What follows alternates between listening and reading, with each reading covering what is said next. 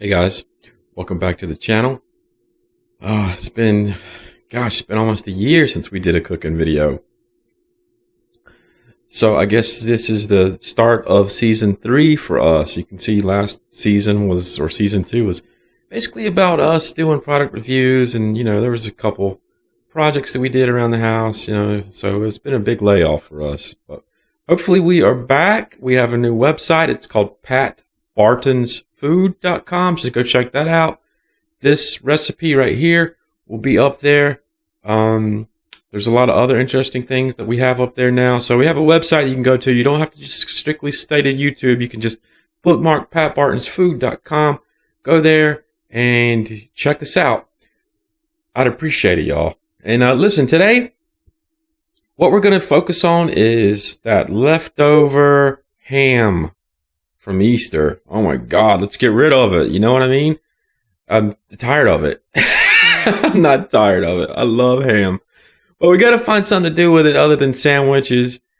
And we're going to make a ham chowder today with corn and a little bit of cheese mixed in. And what you're going to need, obviously, it's a typical chowder.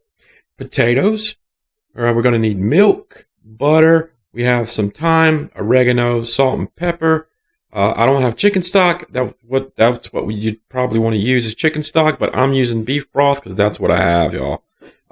Bacon, celery, onions, garlic, my favorite. Some flour, some creamed corn. You can leave the corn out if you don't like it. Did I say celery? Okay, celery and some cheese.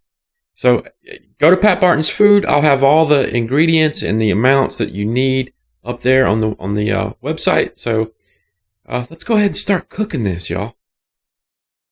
Okay, guys, we're going to start off today by rendering the fat out of our bacon. And we're going to do that by placing it in our oven at 400 degrees for 20 minutes. We'll go ahead and process our vegetables. We're going to put a nice cubed dice on our potatoes. And for our celery and onion, we'll go ahead and give it a really nice fine dice. I'm going to go ahead and add 2 slices of our bacon to our pan here, because what I want to do is render out some of the bacon fat so we can use that to cook with. Oh my goodness, there is nothing quite like the smell of bacon. And we've gone ahead and rendered the fat out of our bacon over medium heat, and we're going to go ahead and add our butter. And we'll just let our butter melt down.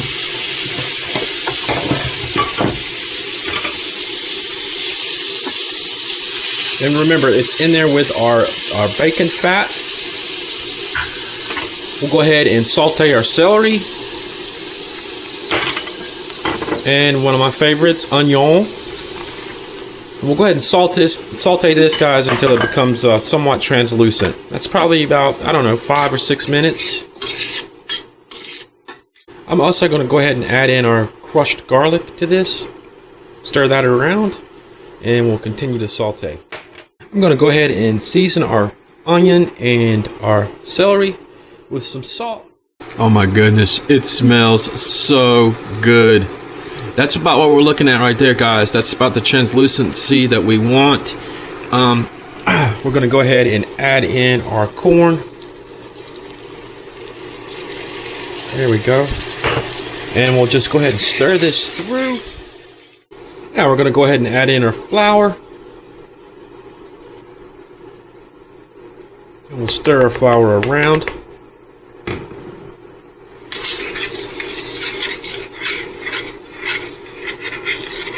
I want to make sure that it incorporates or touches all the vegetables. So this is going to thicken up quite a bit here, so don't be alarmed.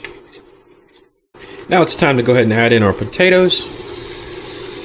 And you want to make sure that you season these really well, because they're going to suck up a lot of salt, a lot of pepper, a lot of seasoning. So we'll season these.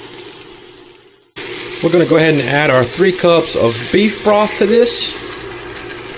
And I'll go ahead and I'll deglaze the bottom of our pan. I'll go ahead and scrape the bottom of our pan and get anything that's stuck down there off. So that's all seasoning. That's all good stuff. We're going to go ahead and add in a 1/4 teaspoon of thyme. Let me check on that. That was a half a teaspoon of thyme, and this is a whole teaspoon of oregano. So we'll add this and we'll go ahead and stir. We're going to go ahead and bring this to the boil now. We're going to let those potatoes get nice and tender at that boil. So we'll let it boil for maybe about, I don't know, 15 minutes, 15, 20 minutes. Remember to come back and stir this because you don't want anything sticking. You know, you don't want it to get hot underneath the bottom and scald anything. So there you go. Okay, guys, now I'm going to go ahead and add in our ham here and stir. I've got our ham cut up into nice, you know, tiny pieces, bite-sized pieces. You can see that. And we'll stir this. Make sure that before you add your ham, if there's any glaze left on it, you might want to wash that off if you have the opportunity, because you don't really want pineapple glaze in your ham or in your chowder.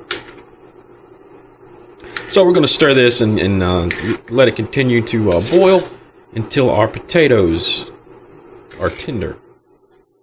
Now, our last thing that we're going to do here is go ahead and take our lid off. There we go.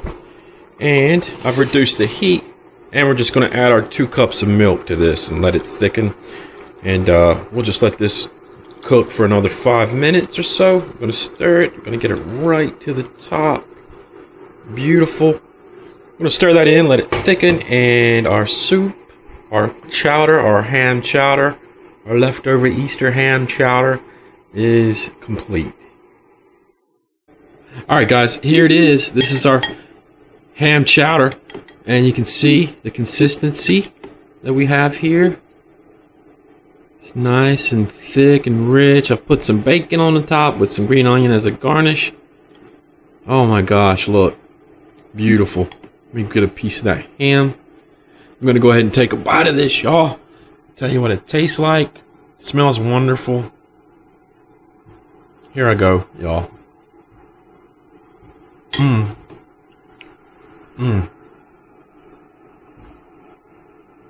Those potatoes are perfectly tender. That ham is melting in my mouth. It's so subtle. Fantastic. Wow, this is awesome. So, guys, I think we're back cooking again. I'll let you know in a couple weeks if you see another video pop up. But until then, guys, I want to say thank you, and I'm Pat, and I'm at your service.